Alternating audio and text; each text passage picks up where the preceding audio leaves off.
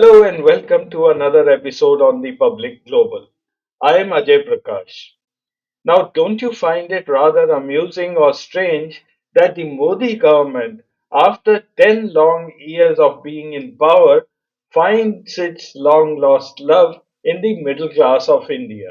And Modi's budget of 2025, which is being touted as a masterstroke, is being seen as a dream budget for the middle class, a tax bonanza for the middle class, a budget for the middle class that tries to do a balancing act. And it's entirely a different question that what it remains the definition of a middle class.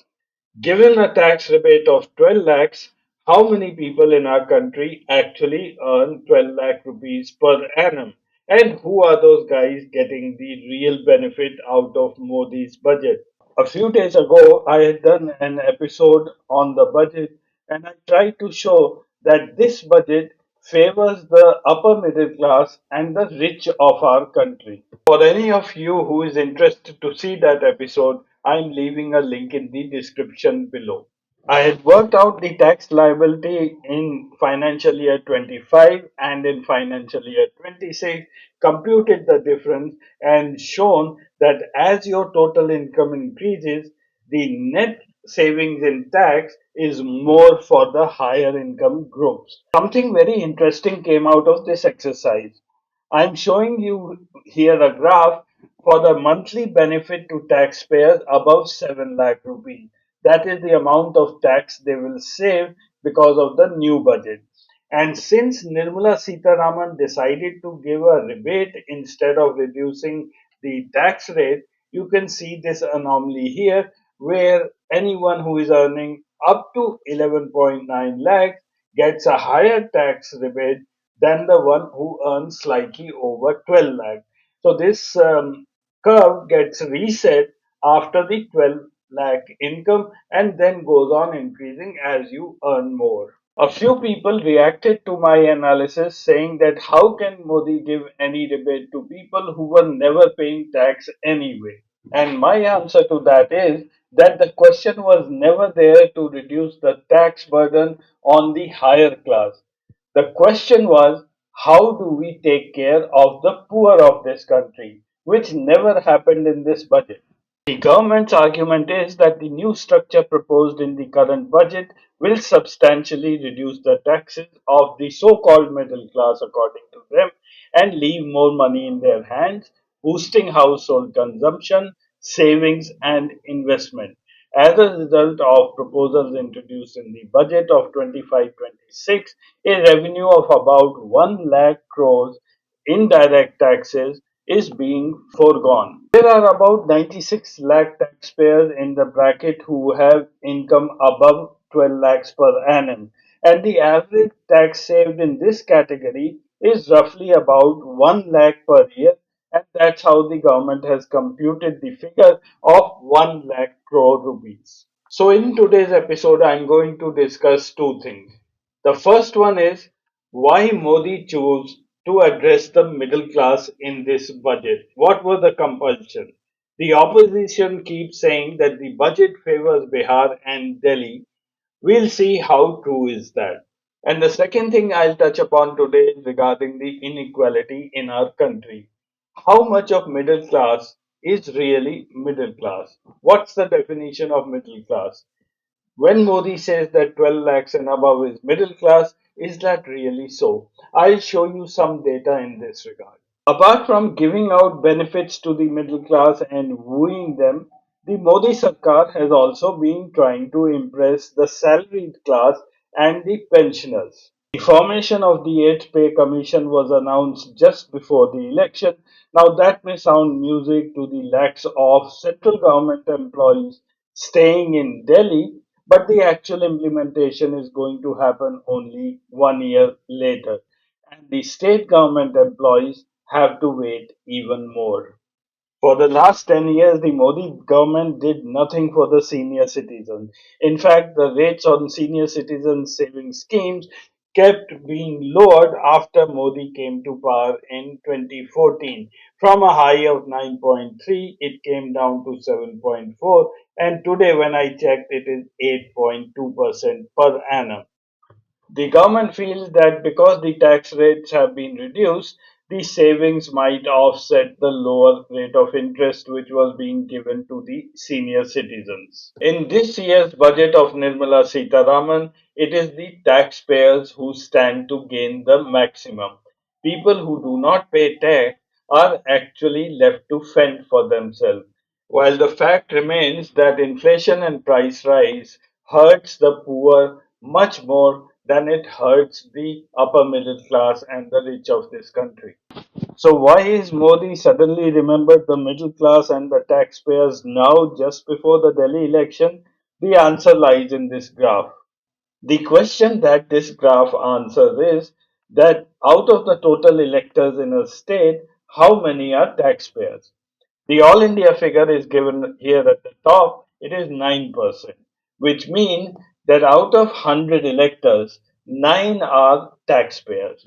If you can't see the data, don't worry, I'm going to zoom this graph and tell you the details. So here is the list of the top 10 states where the number of tax paying electors is the maximum. About half of the Chandigarh voters pay taxes. Then comes Delhi. About 33%, one third of the voters in Delhi are taxpayers. And then you can see the remaining list. It goes down to Uttarakhand, where about 13% of the voters pay taxes. One should really appreciate the BJP. They were out to extract this category from the entire electors of Delhi. And since the budget was due, it was easy for them to announce sops for the taxpayers. They made it sound as if they were doing something for the middle class, but the point all of us missed was they were never really bothered about the middle class. They were really addressing the taxpayers of Delhi just before Delhi elections. And why did the BJP not announce something similar in the last general election last year? Well, the answer is pretty simple. When it comes to general elections, the taxpayers form a minority, and especially in the states that matter. Uttar Pradesh has only 5% taxpayers out of the electors, and Madhya Pradesh has only about 7. Assam has again 4.9, and Bihar has just 3% taxpayers. So it never made any political sense to address the taxpayers before the Delhi election. And I also think that this is the last time the BJP will be addressing the middle class of this country or the taxpayers of this country. Well, not till the next election in Delhi happens. In the second part of today's episode, I'll talk about inequality within our country. Now, this is not something which has cropped up during the Modi period, that is from 2014 onward. The inequality started to surface right after 1990-91 when we opened up our economy. However, the fact remains that the problem is a problem, and the earlier you address it, the better off you will be. And India is not alone in the world when it comes to inequality. I'm now going to show you some data from the World Inequality Database. According to me, this is the best site that I have come across which maintains data on inequalities in almost all the countries. I've selected India here and I'm doing the analysis. The good thing is this site is free for access. So should you want to do any further research, I'm leaving the link in the subsequent slide. The World Inequality Lab does focused research on inequality and public policies that promote social, economic, and environmental justice. The link to this site is given at the bottom. So here is the graph for India. I am showing the income inequality in India from 1949 to 2023, which is plotted over here. The red curve here indicates the income earned by the top 10% population of our country. In 1950, this was around 35%. Then it went up to about 40% by the mid 50s. Thereafter, the top 10% income started to decline. It was minimum around 30% in 1982, But after that, the income of the top 10% people started to increase. In 2023, the top 10% people of our country earn an income equivalent to 59% of the national income. The blue curve here represents the income earned by the bottom 50% people of our country. The thing to notice here is that their income has been at a constant of about 20% of the national income right from 1950 till around 1992 when the economy opened up. And thereafter, it has been constantly on the decline. Today in 2023, the bottom 50% people earn only about 13% of the national income. And finally, the green curve, you can see the income of the top 1% people of our country as a percentage to the national income. It started around 12% in 1950, it declined in 1983-84, and thereafter it went up. Now, the interesting thing here is the crossover point, which happened in 2003-2004. That is, the income of the top 50% went below the total income of the top 1%. And if you may recall, this was the time when the Atal Bihari Vajpayee government was seeking re-election. They came up with the idea of India Shining campaign. They lost exactly because of this phenomena. They were concentrating on the wealthiest of the country while the poor were getting poorer. This is a nice little tool which is given by the World Inequality Database site. You can key in your total wealth or income and find out where you stand within your country and where you stand within the world. I'll show you results for the data which I have keyed in.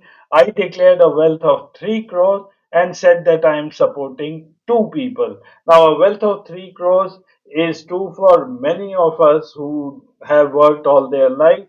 They have got a house, probably a car, and a bit of money in their saving bank. Now, if I do that, I find that I am in the top 2% of this country. And within the world, my standing is in the top 7%. So here is the inequality curve for India and the world. The world average is plotted in blue color and the India average is plotted in the yellow color. Now, according to the data which I had given, I fall in the top 2%. So I would be somewhere here on the yellow curve, while in the world I'm in the top 7%. So which means I could be around this place here in on the blue map. But the thing to notice is that the inequality in the world is not so steep as the inequality in India. The blue curve more or less keeps rising all through, though it does take a sharp turn after it reaches 96 or 97%. Whereas in India, it's almost flat till about 90%, starts to rise, and the sharp turn is angle, almost a vertical angle at when the population is at 99%. Again, the same phenomena of the top 1% of the people having the maximum wealth in this country. So just to remind you, I'll show the full chart from 1 to 100%. I am here at 98% and I get all the tax breaks from Nirmala Sitaraman, whereas the remaining 99% population of our country doesn't get anything from the budget. And why is this? Well, just because Delhi elections are around the corner. Thank you for watching. Don't forget to subscribe to our channel, and I'll see you again next week.